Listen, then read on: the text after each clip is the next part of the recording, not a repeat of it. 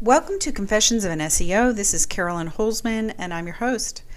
Okay, well, I guess by now you realize this isn't the usual podcast.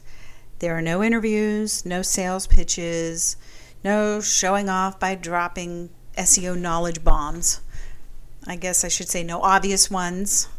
So just trying to do what I can to better represent the SEO industry, especially the outside SEOs, the independents, the agencies, and for the purpose of helping independent businesses become better at both knowing what they're buying and how to evaluate an SEO proposal so they get the best SEO program for their business.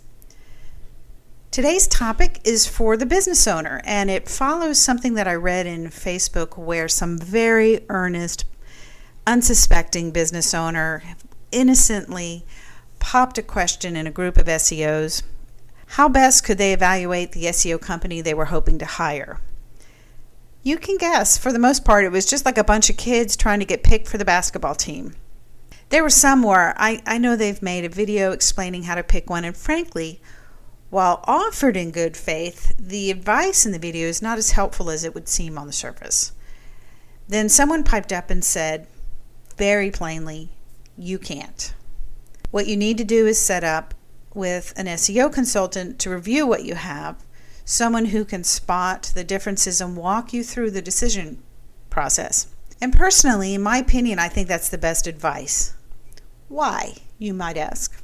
Because if you're a carpet cleaning business looking for a digital marketing service and you can't tell shit from shinola when it comes to SEO, then why would you want to rely on your 5 minutes of knowledge compared to somebody who, first off, doesn't want your business, and secondly, can sauce out if you're buying paid advertisements or SEO that will actually make your site more relevant in the search. And there's a lot of other things out there that pass for SEO that just frankly are not. That'll be an episode for another day. If you have a consultant, you can ask them questions. You can get a better understanding of what you're buying and what you should be expecting without feeling defensive. They're not trying to sell you anything. They're truly trying to help you. Kind of like if you were buying a house, it used to be that, the person who was selling the house, because they paid the finder's fee or the fee, to even your real estate person, that all the agents in that equation were actually working for the seller. You really want someone who's working for you. There's nothing more sad to me than a business who thinks they want SEO, but in reality wants advertising. And likewise, businesses who buy advertising, but really think they're buying SEO. I feel like in this day and age, there's absolutely no reason that should happen, but it is far more common, I think, than we realize. Now, if this is your first time listening to the podcast, I have in earlier episodes talked about the differences. Basically, advertising is like renting. You're not building equity in your content, and SEO is like buying, where you are building equity in your content. And the trick is, advertising brings quick sales. It's really easy to see a through line from an ad to a sale. Thus, the ever-annoying concept of ROI, return on investment. Now, SEO does not bring quick sales. And when it does bring sales, it's not always that easy to see that same through line like you can from an ad to a sale. And this is where I have a bad attitude about, when people want to have ROI conversations about SEO. The only way to really see that planet hiding behind the moon is often that you see the other moons orbiting around something. And we all know that no matter where you are right now in this universe, gravity is gravity.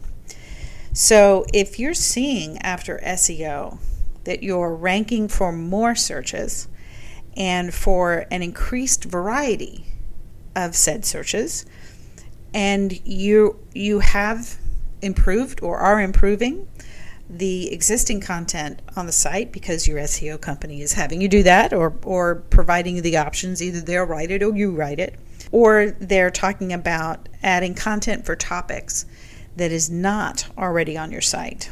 That's one way of knowing. You're going to get calls and emails. For instance, if you rank for a search that isn't searched every day, let's call it emergency tree service. After a big storm, when everybody and their brother needs help with their trees, because you rank for that term, that's how you know that SEO you invested in was worth it. That's your ROI. And the thing is, there's a lot of daylight in between getting started and having that experience. So that's why I say it's not so easy to draw that straight line, even though it exists. But you're talking about something that you sort of create and build that's there, that again may not be searched every day. It may only be searched in certain circumstances. I guess in other words, SEO is the gift that keeps on giving, but only after a period of time where you're priming the pump. So the logical and safe option is to find an SEO consultant, and believe me, after years of client SEO, you'll find somebody willing to do this. You might want them to sit in with you on the calls or meetings, and yes, you're going to pay them, but the value is you increase your odds of not wasting your money for 6 months to a year on a company that can't figure out how to rank in Google anymore, even if they did a great job 5 years ago for somebody else. The problem is if you Google SEO consultant, most of us have done that trying to get SEO clients. So I don't know, I'm just throwing this out there. Wouldn't it be great if SEOs who maybe aren't all that keen to do client SEO could optimize for a term like, I don't know, SEO consultancy services for hire, and then have the city behind it. Make it easy for businesses to find you. And be ethical. Like, don't pretend to be agnostic on the choice of a company if you really aren't. Maybe this isn't a good idea, but I think until we try it, how do we know, right? And business owner, you should expect the hourly rate to reflect their level of expertise. It's not going to be $50. And if it is, beware. Mark my words. They will come back and tell you that our company is so much better than these other guys hire us. Let's all be adults, right? We can all feed our families and be reasonable.